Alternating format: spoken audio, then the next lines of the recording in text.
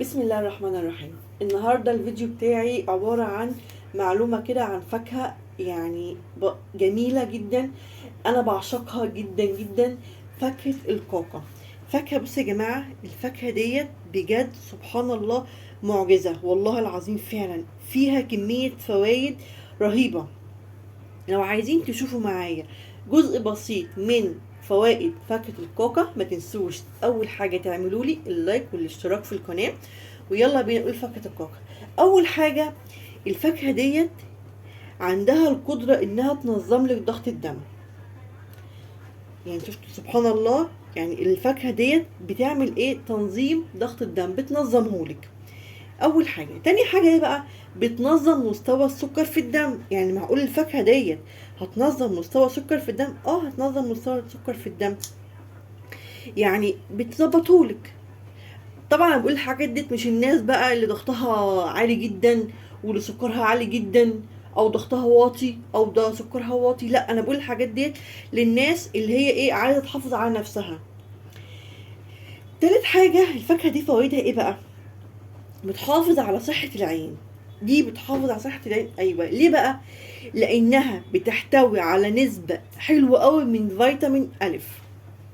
يبقى هي الفاكهة ديت فيها فيتامين ألف اللي هي بتحافظ على صحة العين. طب ماشي، فيها ايه تاني؟ بتحتوي على فيتامين سي. الفاكهة دي فيها فيتامين سي، يبقى لازم ناكلها. خلاص ماشي، ايه تاني من فوائدها؟ بتحافظ على صحة القلب. تخليك بتحافظ فعلا حاجة كده، سبحان الله. هي حاجة يعني ولا أدوية ولا أي حاجة، فاكهة ربنا سبحان الله يعني موجودة، بتحافظ على صحة القلب. خلاص ماشي. لو بتعمل ايه تاني بقى؟ الفاكهة القمر العسل ديت بتحميكي من الإصابة من الإمساك. أي حد يا جماعة دايما عنده إمساك ياكل له ثمرة أو ثمرتين في اليوم، بتحميه من الإصابة بالإمساك. خلاص يا سلام، ده فوائدها حلوة قوي. ولسه كمان هقول لكم كمان كام فايدة معايا. بتحمي من الإصابة، بتقي، يعني مش بتعمل، بتقي من الإصابة من سرطان القولون والمستقيم. يعني بتحميكي ان انت يجيلك إصابة من سرطان القولون والمستقيم.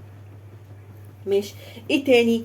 الفاكهة ديت سبحان الله ما بتخليكيش تخزني ميه في جسمك، لا، بتخليكي على طول تخشي التواليت تعملي يعني تعملي حمام عادي، يعني ما بتخليكيش تخزني الميه في جسمك. ماشي.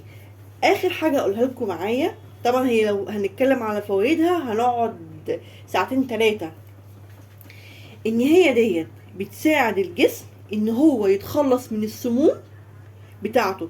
وبمعنى كده ايه؟ ان احنا هنحافظ على صحة الكبد بتاعنا. يبقى هي بتساعد الجسم ان هي يتخلص من السموم وبتحافظ على صحة الكبد. دي كانت كده جزء من فوائد الكوكا بتاعتنا، فاكهة الكوكا بتاعتنا. ولو عجبكم الفيديو البسيط دوت، ما تنسوش تعملوا لي اللايك والاشتراك في القناة.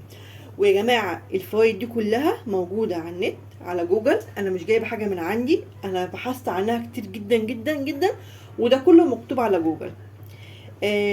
لو عجبكم الفيديو بقى بتاعي، ما تنسوش تعملوا اللايك والاشتراك في القناة.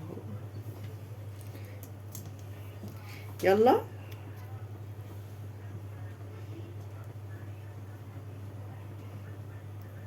دي شكل الفاكهة بتاعتي من جوه.